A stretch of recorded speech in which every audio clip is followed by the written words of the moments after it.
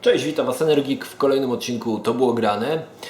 Dzisiaj słuchajcie, mam dla Was grę troszkę mniej znaną, bardziej zapomnianą można powiedzieć, a zdecydowanie niedocenianą w swoich czasach, jak i w czasach późniejszych, kiedy sorki, mam tutaj problem.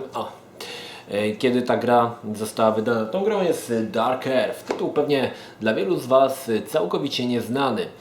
Wydany przez firmę Microprose. Firma dosyć znana głównie z wydania wszelkiej maści symulatorów, jak i gier strategicznych, m.in. UFO Enemy Unknown.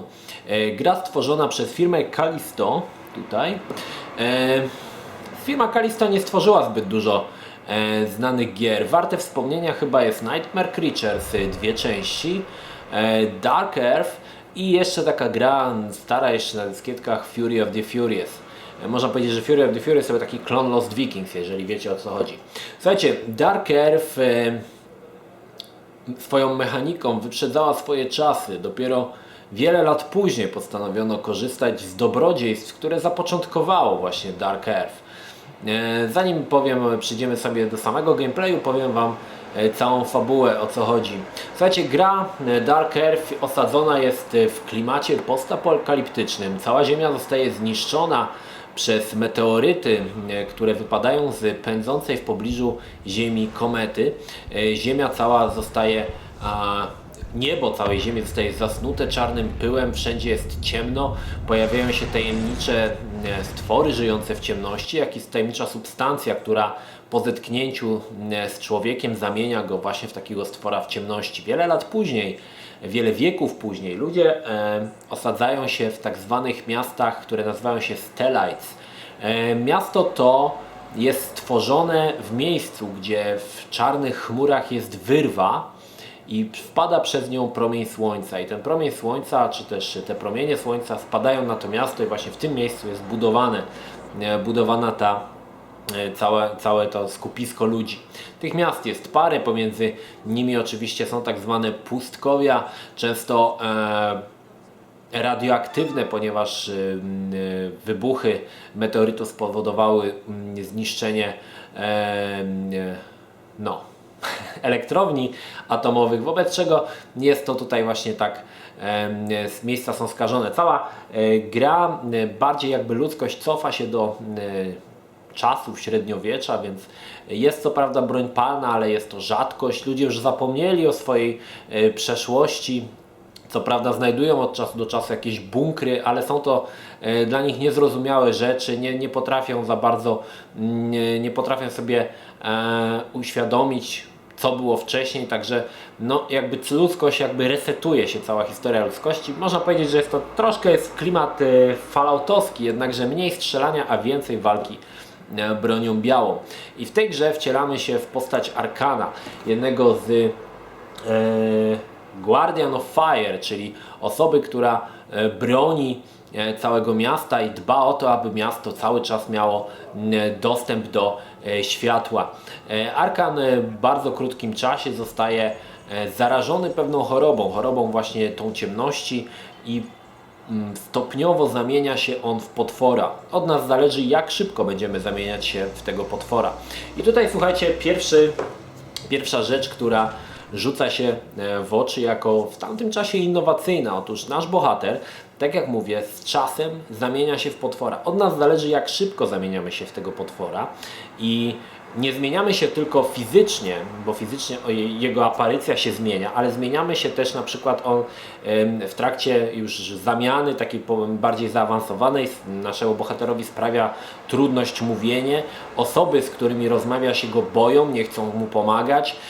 Także tutaj naprawdę jest fajnie to zorganizowane, że postać ewoluuje w jakiś sposób, powiedzmy w gorszą stronę, ale ewoluuje i wpływa na wszystkie postacie poboczne. I tutaj jest kolejna nowość. Otóż w grze możemy wiele rzeczy rozwiązać na wiele różnych sposobów, w zależności od tego, kogo uśmiercimy i w jakim stopniu jesteśmy już zmutowaną postacią. I jest to o tyle fajne, że właściwie w grze możemy wszystkie postacie zabić i fabuła będzie się toczyła i tak w określony sposób. Podobny sposób było zrobione Heavy Rain, gdzie główne postacie mogły zginąć, ale fabuła i tak toczyła się dalej. I tutaj jest podobnie, tylko że w odróżnieniu od Heavy Raina Dark Earth powstał w 1997 roku, czyli wiele lat wcześniej przed Heavy Rainem i tutaj już było coś takiego, gdzie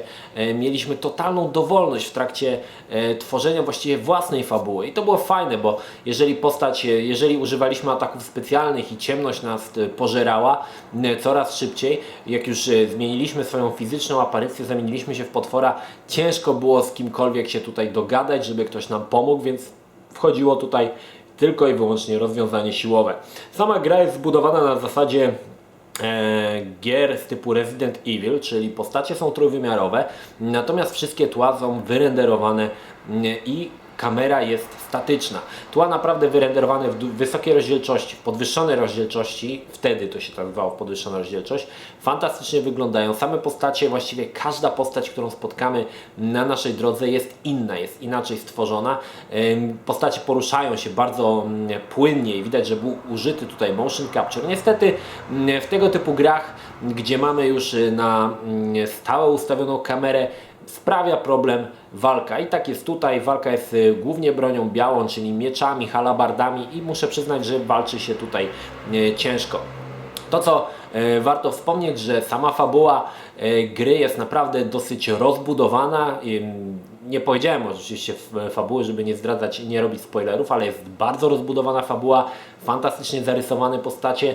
No i prawdopodobnie, jeżeli zagracie drugi raz w Dark Earth, będzie to zupełnie inna historia niż graliście wcześniej. Niektóre postacie mogą zginąć, niektóre mogą przeżyć. Od nas to zależy. Czasami dzieje się to niezależnie od naszych działań. Po prostu historia rozwija się swoim trybem, swoim tempem i za każdym razem niewielkie zmiany mogą występować. Pamiętam, że w czasie, gdy grałem w Dark Earth, czyli to było gdzieś w 1997 roku, ponieważ grałem niedługo po premierze, zachwycały mnie wstawki animowane. Zresztą Francuzi zawsze mieli rewelacyjne wstawki animowane, wyrenderowane i czy to Kalisto, czy to Cryo, zawsze te wstawki były fantastycznie zrobione i tak jest tutaj. Dzisiaj może troszkę śmieszą, ale wierzcie mi, że w tamtych czasach animacja postaci, same postacie wygenerowane na 3D robiły naprawdę fantastyczne wrażenie, te rendery i mogły się podobać. Tak jak mówię, sama gra jest typowym, można powiedzieć, survival horrorem, tylko że nie jest to do końca survival horror, a bardziej właśnie taki w klimatach Residenta, gdzie nie walczymy bardziej z stworami, a bardziej z ludźmi. Jest to, można powiedzieć, też typowa przygodówka, czyli zbieramy przedmioty, używamy tych przedmiotów, od czasu do czasu musimy zebrać jakieś jedzenie, żeby się pożywić, zbieramy broń, także tutaj tych elementów nie ma dużo. Cała gra właściwie toczy się tylko i wyłącznie w jednym mieście, właśnie w tym mieście Stellite, które się nazywa Sparta i od czasu do czasu opuszczamy to miejsce, jednakże nie ma tego dużo. Głównie obracamy się w całym tym mieście i bardziej fabuła przypomina taką historię detektywistyczną, ponieważ musimy odkryć, kto stoi za spiskiem, który ma na celu zniszczenie miasta i poddanie go ciemności. Słuchajcie, no powiem Wam szczerze, że gra w tamtych czasach robiła na mnie naprawdę spore wrażenie. I same postacie wyglądało wiele lepiej niż w Rezydencie. Były ładnie oteksturowane, poruszały się bardzo zgrabnie, bardzo płynnie. No może troszkę ta walka szwankowała, ale były jeszcze fajne przerywniki filmowe i gra naprawdę mi się podobała. Podobało mi się też to, że postać z czasem zamienia się w tego potwora, zmienia się jej ton głosu, zmienia się nastawienie do ludzi. Oprócz tego możemy też zmieniać sami nastawienie do ludzi, czy chcemy podejść do nich z dobrocią, czy ze złością. Też dali nam taką funkcję i w zależności od tego, jak potraktujemy daną postać, no ona nam odpłaci tym samym. Także dużo takich elementów, które miały powodować, że sami tworzymy własną historię i nikt tego potem nie pociągnął, co ciekawe. Dark Earth Miała powstać jeszcze druga część, niestety została ona skasowana z planów wydawniczych, a szkoda, bo gra była naprawdę innowacyjna na swój sposób w tamtych czasach, gdzie no, tak jak mówię, historie były zazwyczaj liniowe i toczyły się jednym torem, a tutaj mieliśmy naprawdę wiele możliwości rozwoju. Pamiętam, że recenzja Dark Earth w CD Action bardzo pochlebnie się o niej wypowiadała. Nie pamiętam, kto tą recenzję pisał, ale rozpływał się nad właśnie tą grą i no muszę przyznać, że ja też uległem temu hype'owi i gra naprawdę mi się podobała. Dzisiaj grając po latach, już może ta gra tak nie cieszy, ponieważ mechanika gry jest troszkę przestarzała, troszkę archaiczna, ale nadal jest bardzo silna fabuła. Fabuła, których dzisiaj w grach tak troszkę się traktuje po macoszemu. Głównie liczy się efekty, wybuchy i strzelanie, a fabuła jest gdzieś tam na drugim końcu. Natomiast to jest gra, gdzie fabuła stała na pierwszym miejscu, dodatkowo oprawiona bardzo ciekawą i fajną grafiką. Dobra, słuchajcie, zobaczmy, co jest w pudełku. Jest to edycja premierowa Dark Earth. Na okładce widzimy właśnie Arkana z takimi pazurami jak Wolverine. W środku, słuchajcie, bardzo biednie, ponieważ w środku znajduje się tylko płytka. Gra była wydana na 2 płytach, właściwie nie płytka, a płytki. Gra była wydana na 2 płytach CD, które tak naprawdę zmieniało się podczas przechodzenia z górnego miasta do dolnego.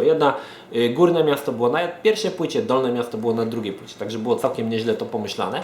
No i słuchajcie, manual. Jednakże manual w tamtych czasach, w 1997 roku nie pełnił tylko funkcji jak uruchomić grę, jak włożyć płytę do CD-ROMu i jak zainstalować.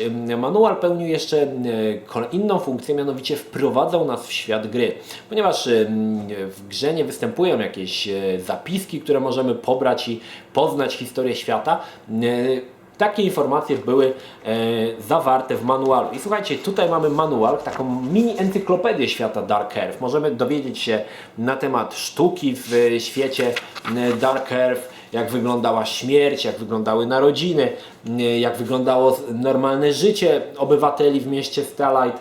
Wszystkie frakcje, które występowały, jak wyglądała technologia połączona właściwie, taka można powiedzieć średniowieczno-renesansowa z tymi elementami, które udało się wygrzebać oczywiście ze świata, który znamy dzisiaj. Także no naprawdę fantastycznie to zostało zrobione i fantastycznie to, nawet tą właśnie opowieść czyta się naprawdę super i naprawdę ona wzbogaca grę i potem jak grając i widząc jakieś elementy, zwracamy uwagę na elementy, których wcześniej żeśmy nie widzieli bez tej wiedzy zawartej właśnie w tej książeczce. Także manual naprawdę fajnie opracowany, rozwijający jakby całą historię gry.